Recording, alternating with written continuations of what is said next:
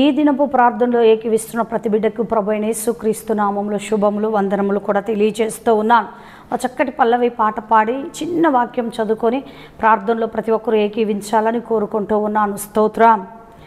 కన్న తల్లిలాగా నన్ను మోసినావు, కన్న తండ్రిలానే ఎదలో దాచినావు.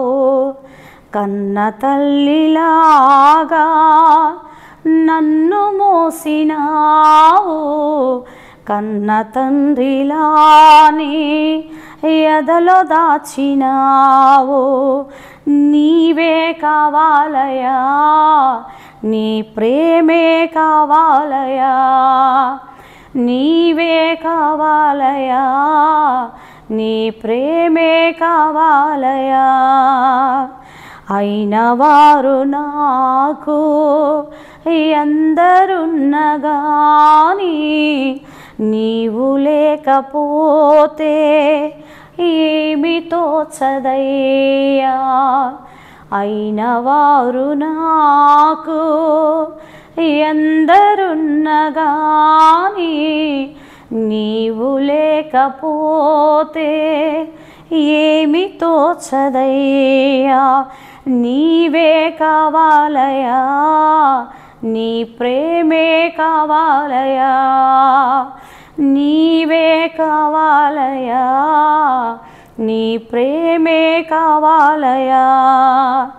కన్న తల్లిలాగా నన్ను మోసినావు, కన్న తండ్రిలానే ఎదలో దాచినావు. స్తోత్రం. కీర్తనకారుడు మనతో మాట్లాడుతున్నటువంటి మాట 73:26 వాక్లో దేవుడు మాట్లాడుతూ ఉన్నాడు. నా శరీరము నా హృదయము క్షీణించిపోయినను దేవుడు నిత్యము నా హృదయమునకు ఆశ్రయ దుర్గమును స్వాస్యమునై ఉన్నాడు. స్తోత్రం. హల్లెలూయా. ఆశ్రయ దుర్గమయ్యున్న యెహోవా దేవుడు మన పక్షమున ఉన్నాడు. మన శరీరము మన హృదయము క్షీణించిపోయినప్పటికీ కూడా, బాధతో ఉన్నప్పటికీ కూడా, అవన్నీ ఏమైపోయినా కూడా దేవుడు మనతో మాట్లాడుతూ ఉన్నాడు. నిత్యము నా హృదయమునకు ఆశ్రయ దుర్గమును స్వాస్యమునై ఉన్నాడు. స్తోత్ర.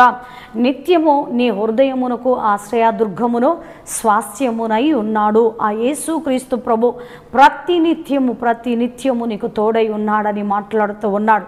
అయిన వారు ఎంతమంది ఉన్నా కూడా దేవుడు లేకపోతే శూన్యం, వ్యర్థం. కాబట్టి అయిన వారు అందరూ ఉండి దేవుడు లేకపోతే వ్యర్థం అన్నట్టుగా దేవుడొక్కడు ఉంటే అయిన వారందరూ నీ వెంటనే వస్తూ ఉంటారు. ఇది సత్యం, ఇది నమ్ము. కాబట్టి దేవుడు ఒక్కడిపై నువ్వు ఆధారపడి ఉంటే అందరూ నీ దగ్గరికే వస్తూ ఉంటారు. యేసుక్రీస్తు ప్రభు కావాలని నువ్వు కోరుకో. కన్న తల్లిలాగా ఆయన నిన్ను ప్రేమిస్తూ ఉన్నాడు. కన్న తండ్రిలా తన ఎదలో నిన్ను దాచి ఉంచి ఉన్న దేవుడు. ఆ దేవుడి వైపు నీవు మనస్ఫూర్తిగా త్రిప్పబడినట్లయితే నీ శరీరము నీ హృదయము ఉల్లసించును, ఉత్సాహగానము చేయును. ఎల్లప్పుడూ సంతోషగానాలు నీ నోట దేవుడు మరి వినున్నట్లు నీ ఒక మంచి హృదయం కలిగి ఉండాలని ప్రభు ఈరోజు కోరుకుంటూ ఉన్నాడు.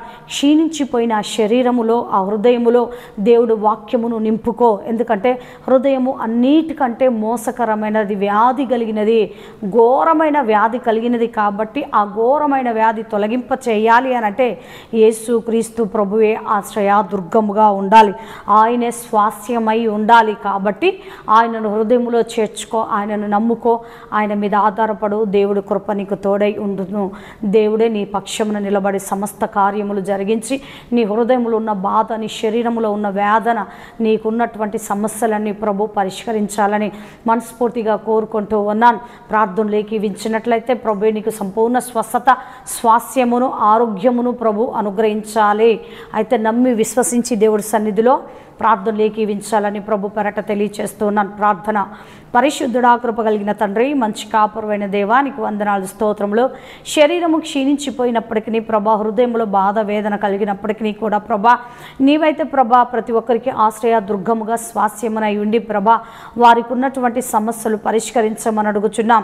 కన్న తల్లిలాగా వారిని కంటికి రెప్పలను కాచి కాపాడమని అడుగుచున్నాం. కన్న తండ్రిలా ప్రభా వారిని మీ యొక్క ఎదలు దాచుకునే దేవుడో, అంత గొప్ప దేవుడు, నీ పాద పద్మముల చెంత ప్రణమిల్లుతున్నాను.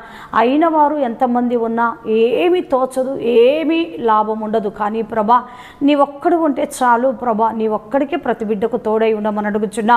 నాకు ఎలాగ తోడై ఉన్నావో, నాతో ఉన్నవారికి ఎలాగ తోడై ఉన్నావో, లైవ్లో ఉన్న వారందరికీ కూడా ప్రభా మీరు అలాగే తోడై ఉండి వారి పక్షమున మీరు కార్యములు జరిగించమని అడుగుచు ప్రార్థిస్తున్నా.